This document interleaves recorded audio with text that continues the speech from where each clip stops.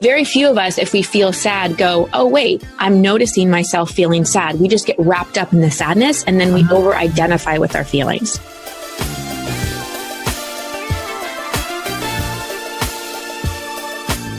You're listening to the Redefining Wealth podcast with Patrice Washington. In today's episode, I sit down with author and fellow podcaster, Christine Hassler. She says it's time that you give yourself permission to feel.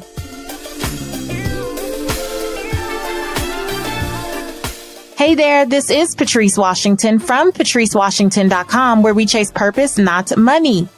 Welcome back to another episode of Redefining Wealth. A big shout out to my OG listeners and purpose chasers from all over the world. Thank you so much for continuing to show up, for sharing, for rating, reviewing. I could not keep coming back week after week without you. And a big welcome to our new listeners.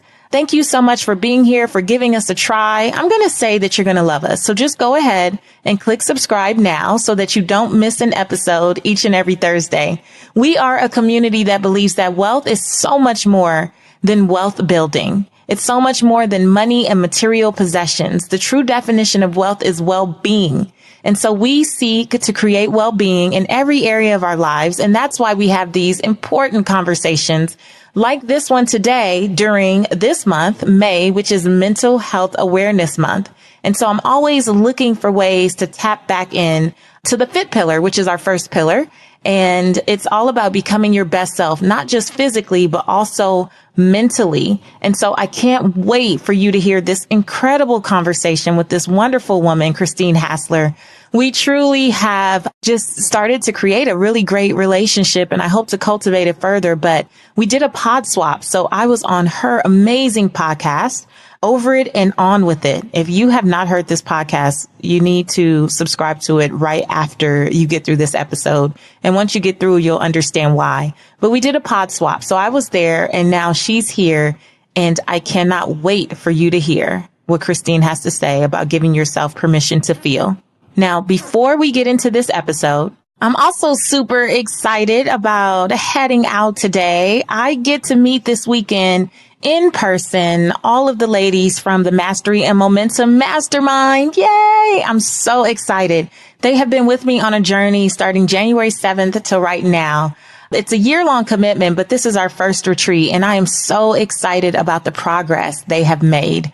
I'm so excited about the bonds that have been formed. And I'm so proud of just everything that they have accomplished.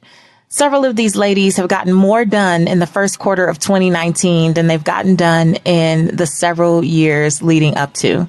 And it is amazing to see what radical accountability can do. So ladies, I know you're all listening as we're headed down. I am so excited to serve you. We'll make sure that we post pictures throughout the weekend and share little snippets if we can.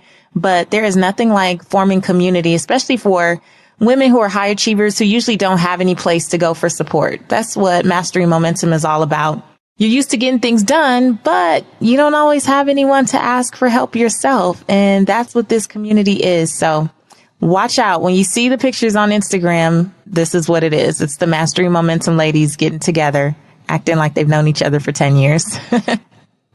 And I also want to share with you, today's episode is brought to you by Holistic Healing with Amy. Amy Soomstein was a critical care nurse for nearly 20 years. She didn't go back into industry because she promised herself that she'd rather keep people out of the hospital than be a part of the temporary fixes that happen inside of the hospital. Using Tower Gardens, Amy is now helping the masses learn how to heal themselves with the right foods. Now, do you remember when we had that E. coli breakout last year? I actually went live with Amy on my Insta stories because we were talking about how much it sucks to finally buckle down and try to get your full servings of fruits and vegetables and then realize you have no control over the pesticides or the hygiene of the pickers. When you grow your own, you can literally go from tower to table in minutes, and you can ensure your food is safe and that you're saving money because the tower and everything that comes with it can last up to 3 years. Now, the tower is literally 5 feet on wheels, so you can use it indoors or out and safely grow your own fruits, vegetables, or herbs. It's easy to assemble. There's no weeding, digging, or messy soil. It's perfect for small spaces and even if you don't have a yard. And it's eco-friendly and sustainable. We're talking about it uses 90% less land and water than traditional gardening. So there's no waste. You pick only what you eat and stop trashing rotten produce. And this thing is amazing, you guys. You can grow everything from Brussels sprouts to cabbage, cucumber, spinach, squash, strawberries, tomatoes, lavender, oregano, you name it, and it can probably be grown on the Tower Garden. If you're ready to heal holistically and you want to talk to Amy about what foods you should grow for what ailments and how to do that, you should head to holistichealingwithamy.com right now. That's holistichealingwithamy.com and schedule your free call now. Okay, so now let me tell you a little bit more about Christine. Christine Hassler is the best-selling author of 3 books, most recently Expectation Hangover, Free Yourself from Your Past. She left her successful job as a Hollywood agent to pursue a life she could be passionate about. For over a decade as a keynote speaker, retreat facilitator, spiritual psychologist, and life coach, and the host of the top-rated podcast Over It and On With It, she has been teaching and inspiring people around the world. Christine believes once we get out of our own way, we can show up to make the meaningful impact we are here to make. Without further ado, here's my girl, Christine Hassler.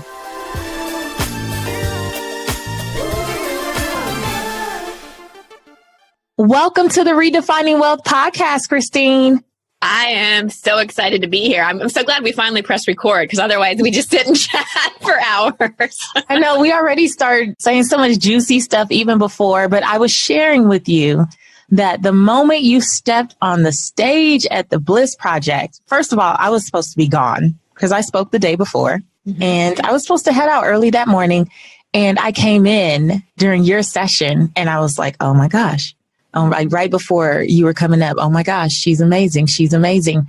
And I wrote all these asterisks and underlines and I dog-eared your page in the workbook. I'm like, she must be on the show. I must know her. I must know her. And then to have an opportunity to connect with you at the end of the month when we were doing that content day, which was so cool. So fun. I'm like, oh, now I really love her. You're awesome, Christine. I'm so excited well, you're here.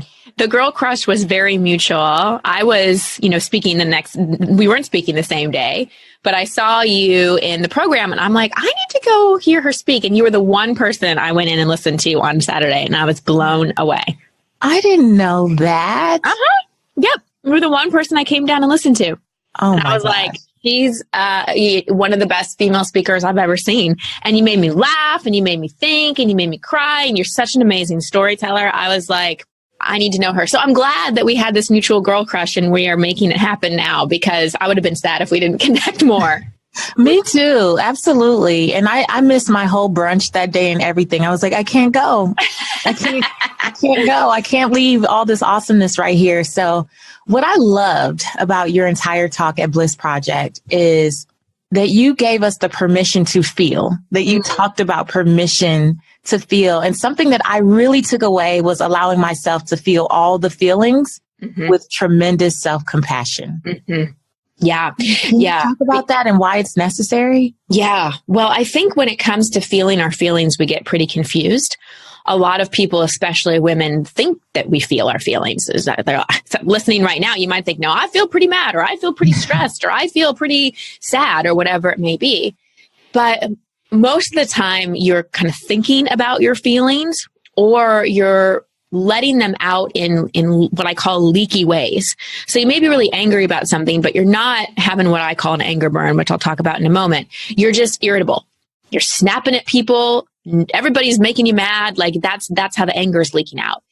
You may feel sad and maybe you're crying a little bit, but it's more that kind of victim-y cry or that a pathetic cry of judging yourself while you're crying, and you're not really getting it all out, or you just kind of feel depressed and you've lost your mojo. So a lot of times we think we're feeling our feelings, but we're actually not. We're still suppressing them.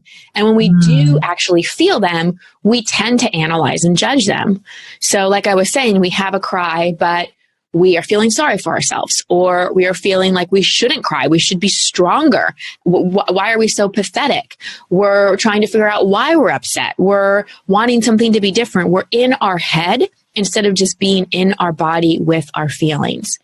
And for any of you that are parents, and I know, Patrice, you have a daughter, when your daughter is upset, like going in and trying to fix it or telling her to stop it is not healthy. And you know that's not going to make her feel loved. What do we do when our child gets upset? We hold them. We say, it's okay. Let it out. I got you. It's okay. We don't go in, hopefully, and analyze them and judge them and shame them. Unfortunately, a lot of us growing up were analyzed, judged, or shamed for having our feelings. And so we decided at a young age that, oh, well, I have to be strong. I have to be a good girl or a big boy. I can't cry. I can't show my feelings because I'm not going to be soothed, or it's going to upset other people or make other people uncomfortable. So we get in the habit at a very young age of suppressing our feelings. And so much of our work as adults is to reparent ourselves and be that loving, compassionate parent with ourselves when we have our feelings. So to have a cry, and instead of wanting it to be over or judging our ugly cry face or whatever it may be, really just being with it and being that place of compassion and just saying to ourselves, it's okay, let it out. Because there's always a part of us that's experiencing the feeling, so experiencing the sadness. And then there's a part of us that is witnessing it and can hold us. I actually went through something pretty intense this weekend. That might be a good example. Should I share that? Absolutely. Okay. So I met the love of my life about a year ago, and I've been married before. And after my divorce, I was single for about 8 years because I was really calling in someone who valued personal growth and spirituality and had done the depth of work that I had. I really wanted to feel met and held. So I waited a long time and looked all around the world. I ended up importing him from Australia because I couldn't find anyone here. But he went away this weekend to facilitate a men's retreat, and he didn't have cell service. And I travel a lot, but it was the first time in our relationship he's the one who left. And I was struck with this like incredible feeling like he was going to die. Like I was convinced that I wasn't going to see him again. There was a part of me that was in such terror that he wasn't coming back. So I've learned in doing what I do that when we have an emotional response that isn't exactly appropriate to the situation, that's bigger than the situation calls for, that means we're in a trigger. That means we're in a big feeling that probably got suppressed and hasn't really been dealt with. And so whenever you're in that place where your emotional response is bigger than what's actually happening, that's an indicator that something from the past is coming back up. And this feeling was awful. Like I felt nauseous. I felt sad. And then I do what I tell people not to do. I judge myself for having the feeling and I try to talk myself out of it. But here's the thing. Our rational mind cannot soothe our feelings.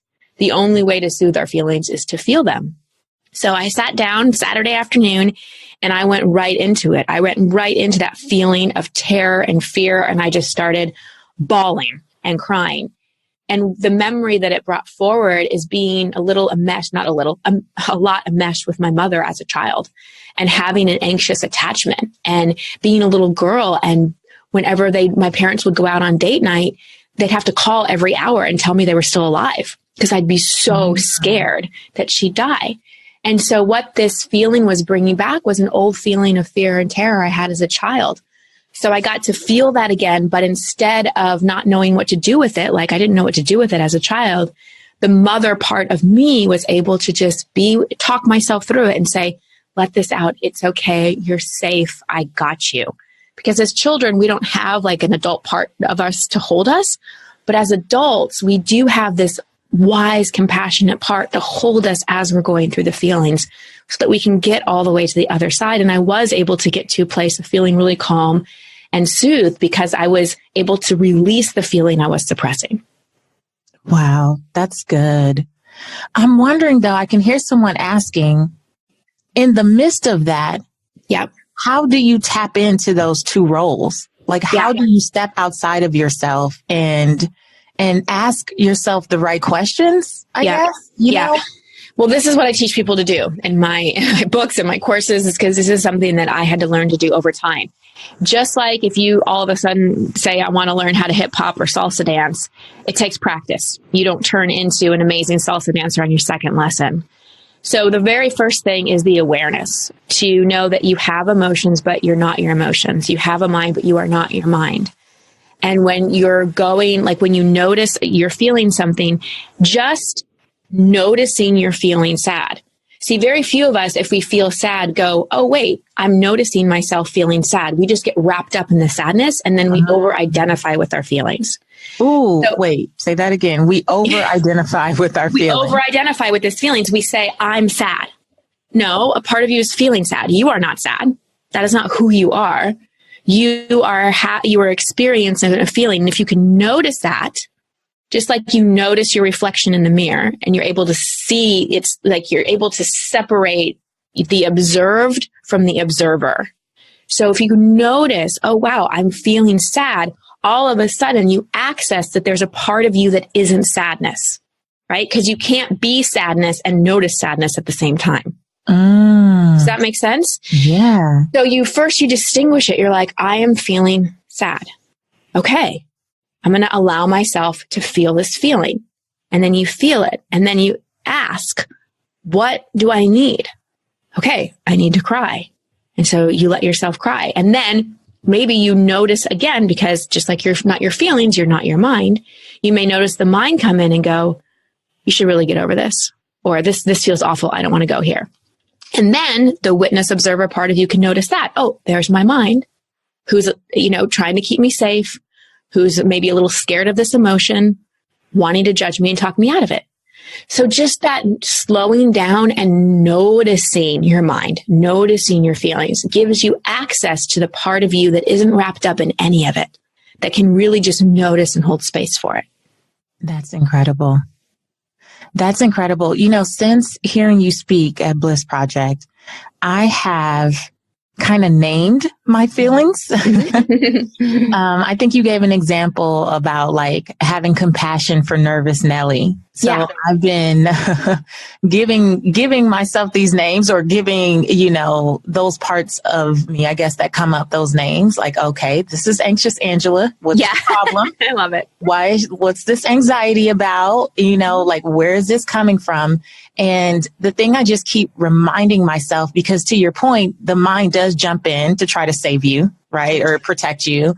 And you start having these judgments, like you should know better than this, especially for people who are like really spiritual or faith-based. Like, I think we are one of the biggest to judge ourselves about, well, you shouldn't feel like this because you say you have faith. You have faith. You've seen things work out for you before. You've seen this thing before. What's wrong with you? And I've been like reminding myself to have compassion for anxious Angela, like have compassion for her, because I remembered you said there is no judgment in compassion.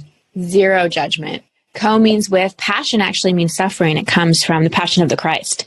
And we've evolved the word passion over time to mean what we love. And so often what we love comes from our suffering. So it seems like an appropriate evolution of the word. But compassion has zero judgment and zero analysis. And you're right. The more personal growth or spiritual awareness we have, the more we have to condemn ourselves. But with feeling, it again, like we have to remember that so much with our feelings, it's coming from like a 5-year-old part of us. And back to anyone who has parents, I'm not a kid, but I'm not a kid. I don't have kids yet, but I've been around a lot of kids. I have nephews that I'm really close to, and rationalization and judgment does not work with a 5-year-old when they're upset. Right. It's not going to work with that part of you. And it's another form of suppression. And it's probably the most polite, politically correct form of suppression. Other things, are numbing ourselves with any kind of drugs, alcohol, overworking, any of those kinds of things. But we come up with the ego, which is the part of us that is very attached to our survival, comes up with these ways to attempt to get us out of our feeling and to attempt to try to help us numb, to try to help us not feel. Not because feelings are bad, but because we live in a world where we're really not taught how to process them. We live in a very head-based world where so many of us feel judged on what we look like, what we say, what we do, what we produce in the world. So external achievement and things that are created by the mind and by work are more valued than people who are highly emotionally responsive and intelligent and sensitive.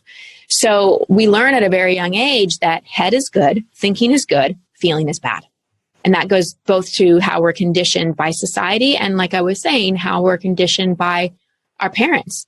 Either we're shamed for our feelings or, and this happens a lot with well-meaning parents who totally love their children, but they get so uncomfortable with their children's suffering that they go in and try to fix it. Mm-hmm. And one of the hardest things, I think, as a parent is you've got to let your kid feel. You've got to let them feel sad. You've got to let them feel angry and help them work through it rather than going in and trying to fix it for them. That's one of the things that I've always done with Reagan. And I don't know if it's just because I've, been a self-development junkie for a while, but I've always just known what it felt like to be forced to suppress my feelings as a little kid. And so from the time she was really little, I would give her the space to say she didn't feel like talking. Like I would give her the space to be like, not right now. Right. And where the way I grew up, that would be like not the thing to do with an adult. Right. Like that is not what you do. If I say, let's talk, it's time to talk. Right. But we've gone through different seasons or just different things that happen where every day she gets in the car, she wants to talk about a lot of things. Some days she has a freaking bad day. And she's like, I don't feel like talking right now. And I'm like, cool. Yep. I get it. Like you have the freedom or the flexibility here to say you've had a bad day or you just don't feel like it or you're tired. Mm-hmm. But I remember being a kid where it would be forced. Like if I said we're going to talk, we're going to talk. Right. Like no consideration for what I may be experiencing. Right. And what happens 9 times out of 10 is once she's got to sit with her emotions and she's ready to articulate, or she now knows how to articulate, she'll come and say, well, this is what happened. Absolutely. And it was just about giving her the time to process her own feelings. Yep. And to be with them and to feel them, and you were able to go, okay, versus, well, just shake it off anyway, or another day's tomorrow. And we have to be careful with the positive pep talking with others and especially with ourselves when we're feeling anything. And that's another way that we numb or try to bypass feelings. We go to the silver lining. We jump right to, well, tomorrow's another day, or I got this. And that's okay. I'm all for positive thinking as long as it doesn't diminish feeling. So like with the example with your daughter, something happened. And if you had said, you know what, tomorrow's another day, it would have planted a seed that she can't talk to you about it, that she just needs to stuff it away and get to tomorrow. And that's what a lot of us do. We just stuff it away and move on. And that's why so many people feel like they're just going through the motions of life. And it's just like one day after another, they don't feel like anything maybe is terribly wrong, but they don't feel like anything's terribly right because they've stuffed and suppressed and disconnected from their feelings so much in their life that they're a little bit numb. And they've lost their mojo. They've lost their creativity. They've lost their passion. They've kind of lost their zest for life because when you suppress, quote unquote, the negative feelings, guess what? You have less access to as well. Joy, creativity, passion, all of those things. When I learned how to do anger work, so I, just a little backstory as why I'm so passionate about this. I was put on Prozac, an antidepressant, at 11 years old. Wow. And because I had like bullying, I had sexual trauma that I didn't even know about. I didn't even remember it till my 30s. And I was also a very highly sensitive kid, which is a gift now for my work. But as a kid, I wasn't just feeling my feelings. I was feeling other people's feelings too, and had no clue how to deal with all of that. And my parents just saw me kind of wither away. And, it was the early 90s. And it was, what do you do then? You put someone on medication. So I got put on Prozac. And so in that moment, I formed a very strong story that something's wrong with me and that feeling is bad.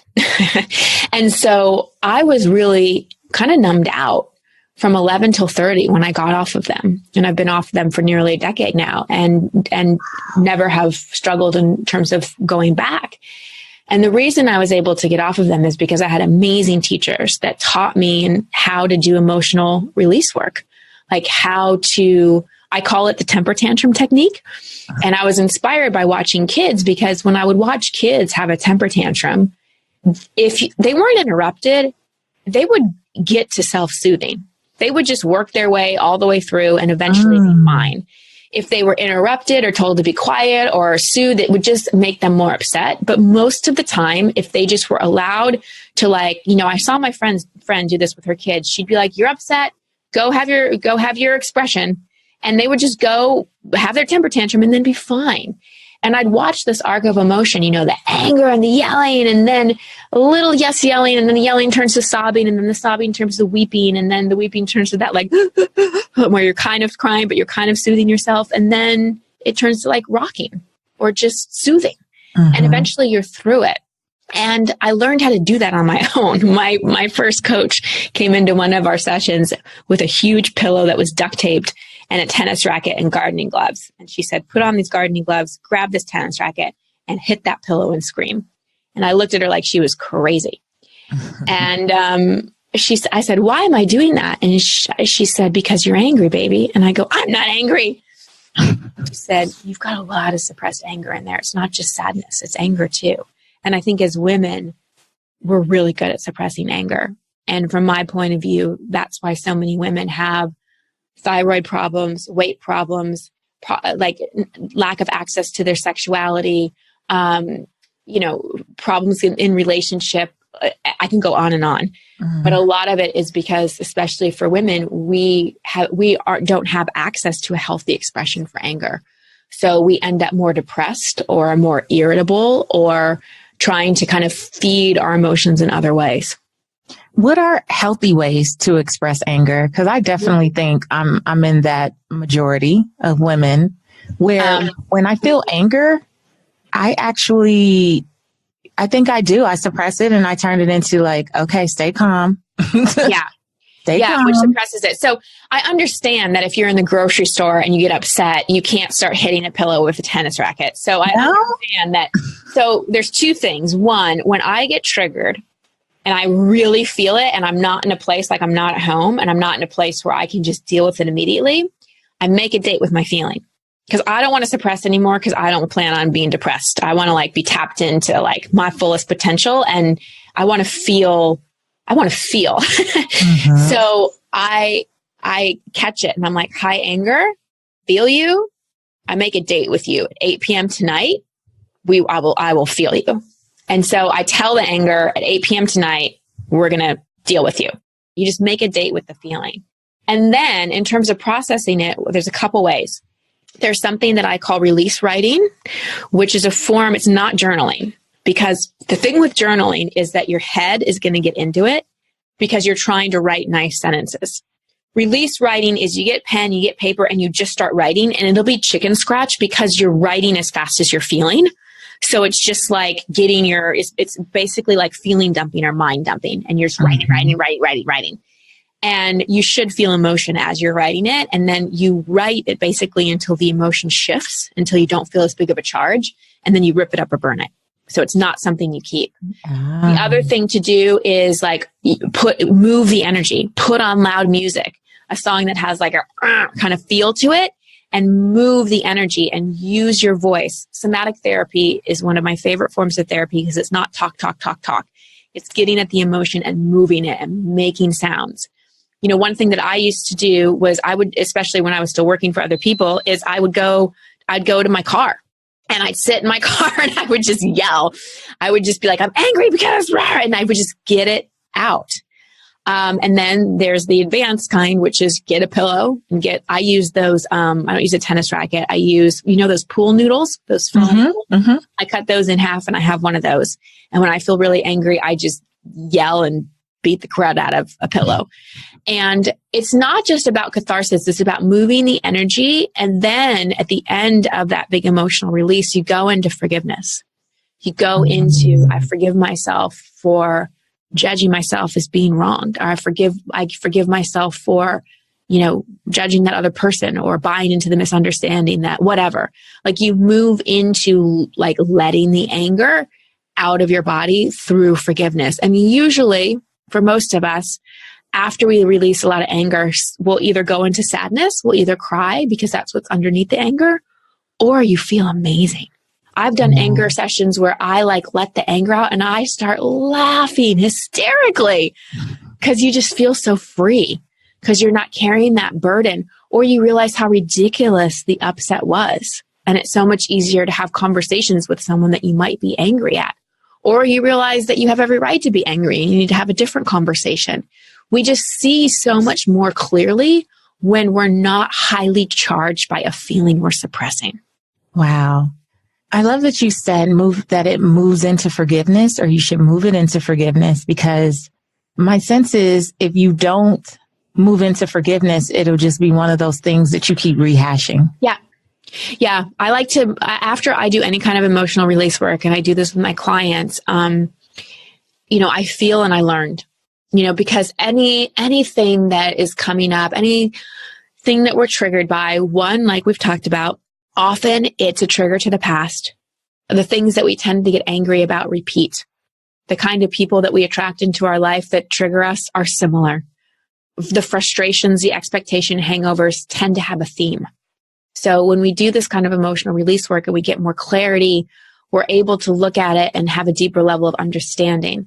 And so get to a deeper level of forgiveness. And often the person we need to forgive is ourselves. So for example, in the example I shared with you about my own life, about being so in terror this weekend that I was going to lose Stephanos, I was really judging myself for that. I was like, come on, Christine. And then my mind that knows law of attraction is like, am I going to create this? Because I'm worried about this. I mean, I was just spinning out. And because I went into the feeling, and I did a little anger work, and I went into the sadness, and I was able to realize, oh, wow, this is just a little girl. This is just an old, scared part of me. I was able to forgive myself for judging myself, because I was able to get to the root of what was really upsetting me. And so often, and this is what I'm committed to with people, is like helping them get to the root of what truly is upsetting them, or what truly is the block in their life, or what truly is causing them to experience the same frustrations or disappointments over and over and over again. So they can go back, and I say, feel it, deal with it, and heal it. And then you have a much different experience in your present and future. One of the things that I loved about your talk was that you were bringing people up from the audience. Mm-hmm. And this played out in a couple different ways, where you were just able to tap into the fact that it was the little girl speaking. Yeah. And go back to the root of where some of the questions that they asked you really stemmed from. Yeah. And you said something that just, took me out. And it was, I think it was a young lady who was speaking in particular about her lover, wanting her lover to be better with finances. So, I perked up. That was right up my alley, right? And you said, every human being has to go through the dignity of their own awakening. You wouldn't go into a nursery and wake up a sleeping baby, and you're not taking into account the other person's curriculum. Can you just talk about that? Because I think so often, to your point, we need to forgive ourselves, but in forgiving other people who may, create these scenarios together, we create these scenarios that trigger something in us. Yeah. There is also the forgiveness of the other person, and understanding that they're on their own path and their own journey that we do not control. Yeah, we don't, people can change, but we can't change people. And so there's a couple things I'd love to say about that. First, yes, this was my lesson in my former marriage. I really was trying to change my ex-husband. And that's when a counselor said to me, you've got to give him the dignity of his process. And I was like, well, his process is not on my timeline. And I make things happen in the world. I'm an entrepreneur. What do you mean? And yeah, she just kind of looked at me and rolled her eyes and smiled. And so, but that's what I realized is forcing somebody into anything isn't love. And actually it can, especially with men, if you want to really slow them down, try to change them, because they'll just become more resistant. And we never know what someone's soul curriculum is. And this is so important for us as spouses, for us as parents, for us as leaders, for us as friends, because a lot of times we're convinced that something would be better for that person. We're convinced that if only this person could have a baby, then that would be good for them. Or if only this person would deal with their issue about their father and that would help the money situation, then that would be better. But we are not God. None of us are master of the universe. Everyone is on their own unique path. And I think that when we accept that, we have way more freedom, and then we can take more responsibility for our own stuff. Because another way that we distract from our own lessons, from feeling our own feelings, is we get super obsessed with changing someone else and pay more attention to how that person needs to change rather than looking at our own stuff. With that young woman that you were talking about that I brought up to stage, that was the first part of the conversation. And then the second part of the conversation was more about how she was playing into this pattern and why it was kind of set up this way. So the situation was he wasn't making money, and that was frustrating her. But yet what we were able to discover in her is she had some walls up because she had been hurt by people, especially her own father. And unconsciously, she was attracting men where she had an out.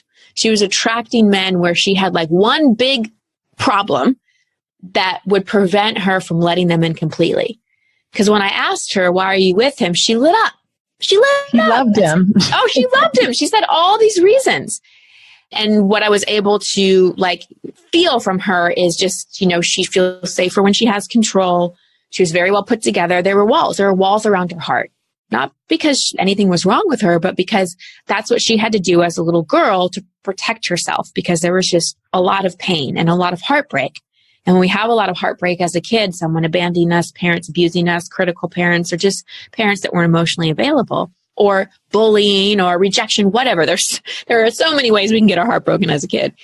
Then we want to protect it. So we put walls around it. And so having this man where she had this one kind of thing that upset her that she could obsess on, in a way that was her protection. She could be like, oh, well, he's not this, so I don't have to let him in fully. And so her opportunity was really like, can you love him? Can you give him the dignity of his process? Can you love him fully? And I guarantee if she were able to do that and not talk about the money thing and just love him and support him and let him in and stay in her feminine, be in her power. A lot of people think when you're in your feminine, all of a sudden, you can't make money, you're not powerful. That couldn't be further from the truth. The feminine is fierce and so powerful, but it's not that controlling, micromanaging, I'm going to judge you and change you. That's not the feminine. So if she could just really relax in her feminine and open her heart, I bet his money story would change, because I bet his money situation has to do with low self-worth on his end. Mm-hmm. And if she's still blocking him and has a wall up, that's reinforcing his story. He's not worthy. So if she were really just to love him and accept him unconditionally, all of a sudden she supports his healing. So we can support other people's healing by doing our own. We can't change people. We can't heal other people, but we absolutely can support other people's healing by doing our own. How often do you see people do just that, kind of focus more on what other people should do versus doing their own work? All the time. All the time. And this is the number one issue that I see happen in marriages. I'm sure. They focus more on what's wrong with the other person, what they're doing wrong, what they need to change, versus really looking at their own stuff. I had a podcast. I coach people live on the podcast, and I have, which I love. Thank you. But one woman called in and she asked me how she can stop obsessing about her husband's weight. Her husband was very overweight. And what we eventually got to is that they did not have an intimate sexual relationship at all. A lot of it was because she had sexual trauma in her past, and he was a good man and didn't want to cheat on her and wanted to respect her. So he was basically starving. He was starving for love and was filling himself with food instead. Oof. And when she saw that, when she really got that, and of course that wasn't to make her feel bad. That was just to have her look at how she was contributing and how she could support him in healing by not having him so starved for love and affection. And to really look at what she needed to heal inside of her. She was so fixated on, how do I make him lose weight? And what program do I need to get him on? And and what diet and this and that, versus looking at what was unhealed inside of her. Well, I think the thing that I really pulled out of that too is that when we're looking at our spouse or significant other from that place of like, how do I fix you? And the judgment piece, we're always kind of looking at what's in their background. Yep. Like what's in their past? What was in their childhood? What do I need to go talk to your mom about? Does she you? Right. Yeah. As opposed to looking at what we can possibly be creating just right now in the present. Right. That, you know, maybe there's some related triggers. Yeah. But we're also creating these whole new scenarios that have maybe something or nothing to do with that. But yeah, we're doing it, you know? Yeah. I think especially in romantic relationships, it's important to understand your partner's core wounding, like really understand it.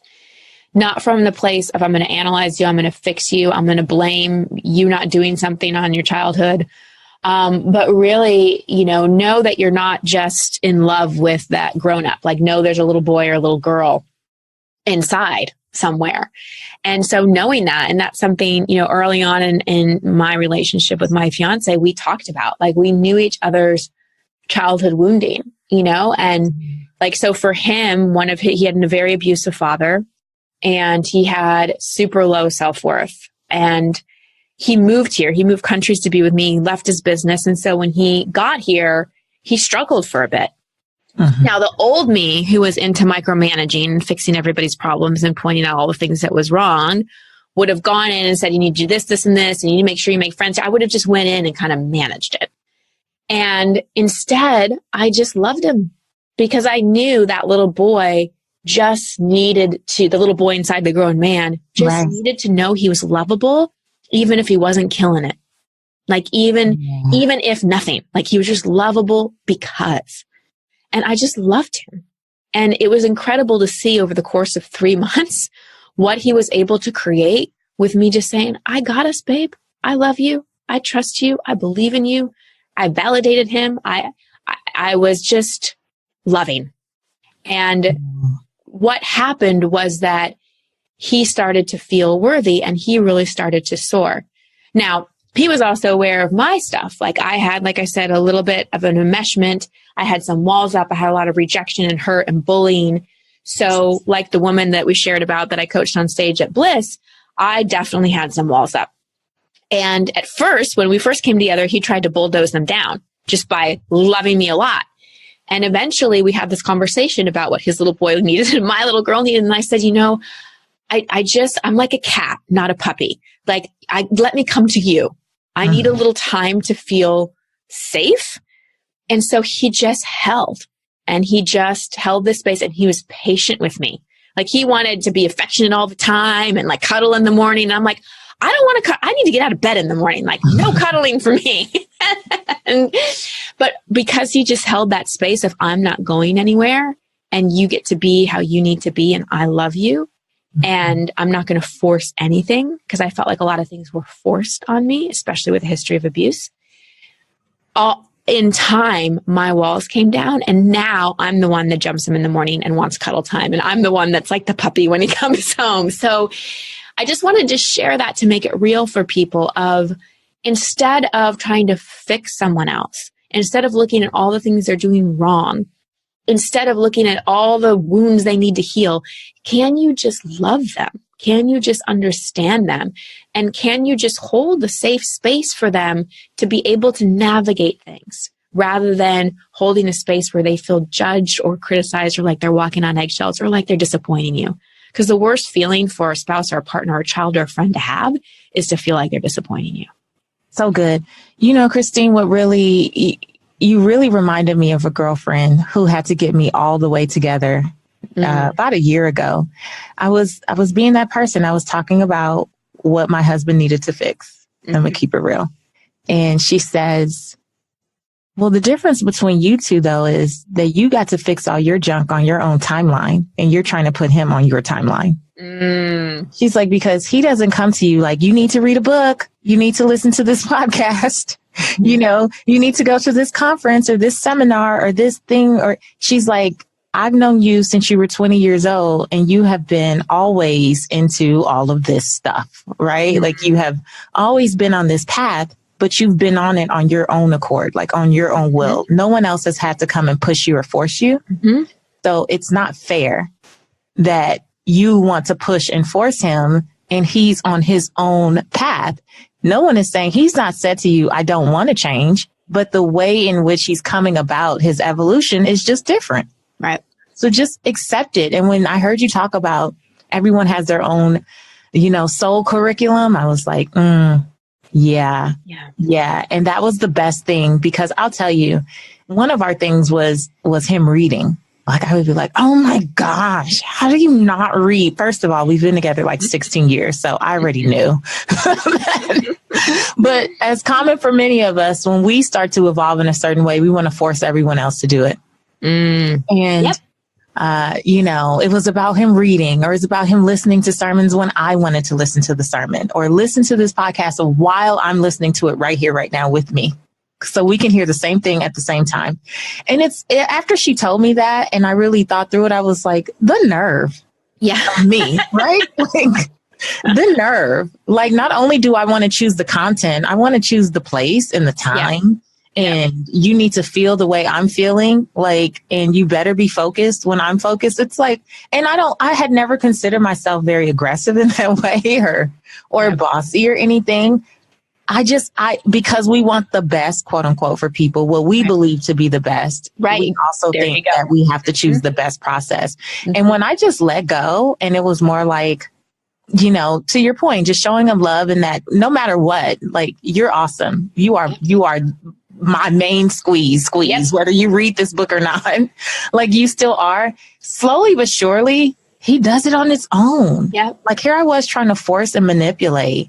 And it's kind of like what I say in my books about finances. You can't force people to be better with finance. The only thing you can do is be the example. Exactly.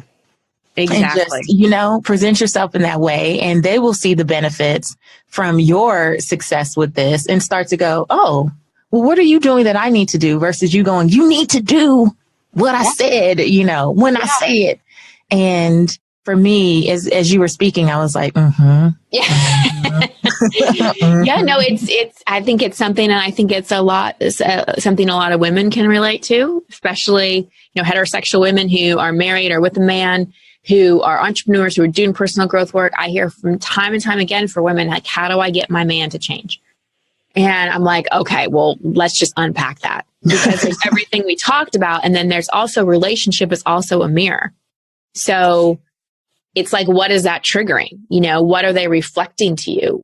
Because we're not just triggered because we want them to be different. Like, they're hitting a nerve, they're hitting a button. There's some part of us that doesn't feel safe, or that doesn't feel connected, or whatever.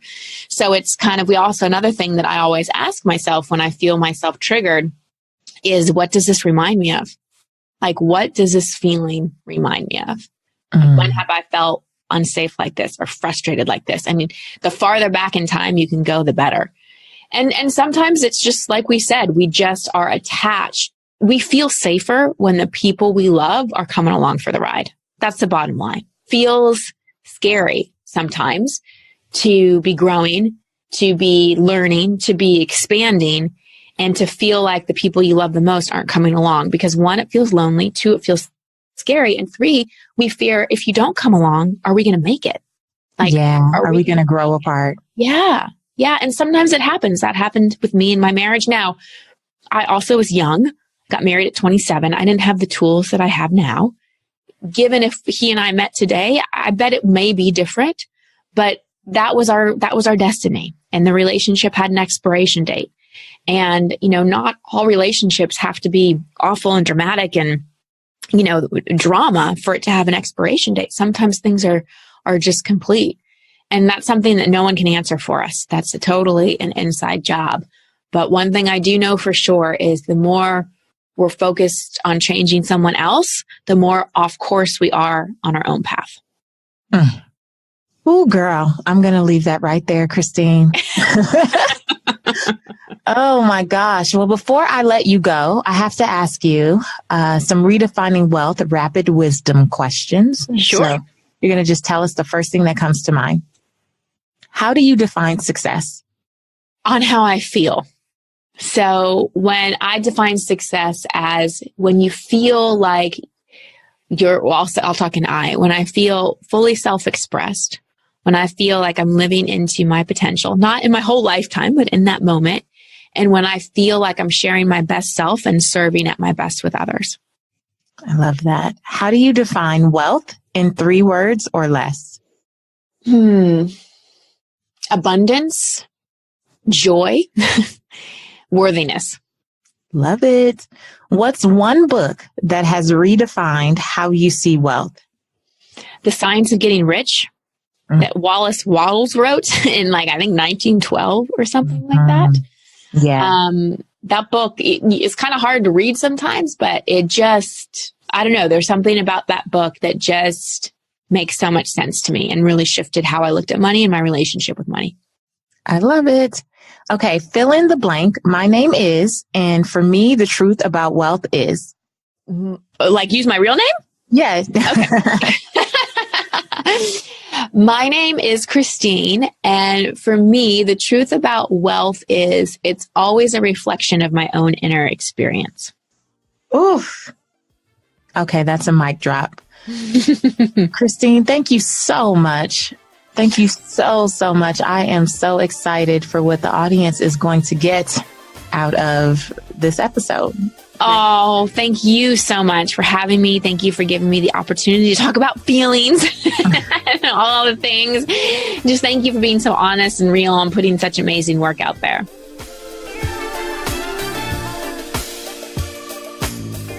Now, didn't I tell you Christine was going to be amazing? Do you see why I was so enamored with her after Bliss Project? Oh my gosh. There's so many takeaways, and I would love for you to discuss them with us. Make sure you come over to the Purpose Chasers community at IamAPurposeChaser.com, and let's unpack what you took away from Christine's episode. My big one is still about self-compassion and just allowing myself to feel whatever it is I feel and not having to suppress it. And I have to say, after speaking to Christine, I was telling my husband about just feeling aggressive, and he ended up making an appointment for me. He made an appointment for me to go back to our old boxing trainer and just go get it out. And it was so good. That's all I needed in that moment. And I didn't even take the time to stop and do it for myself. So shout out to my husband, Gerald, Empire Builder, GW, for listening to what I was saying. And then also just encouraging me to go have that outlet to feel what I was feeling in that moment.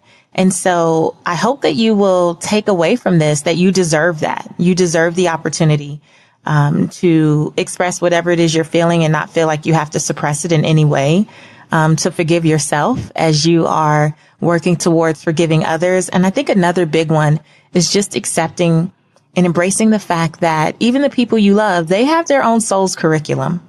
They have their own work to do. And so turning your attention away from what you need to do and your work is not going to help them, get through their work any faster. So thinking that you know what's best for them is just not your business. Maybe that should have been the title of this episode. It's just not your business. Some things you have to just allow people to go through and allow them to do their work. And that is a big takeaway for me included, myself included. It's something that I'm holding on to. So make sure that you go and listen to me on Christine's podcast too. Such a powerful interview. It's Over It and On With It. And let me tell you, she does most of her episodes are where she's doing live coaching. Get ready to get your life. It is so good. I binged on her podcast a couple weeks ago, and I'm going to binge some more.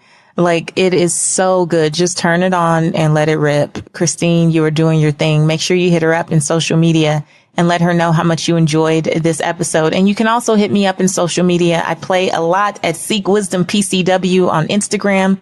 Seek Wisdom PCW on Instagram. Come on over. Tell me what you thought about this episode. Make sure you rate and review.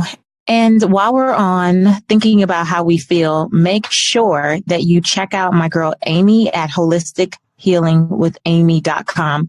Book your consultation, figure out what you can grow yourself on that tower garden that I talked about earlier so that you can be in control of how your body feels. I'm super excited to talk to Amy myself. Again, it's holistichealingwithamy.com.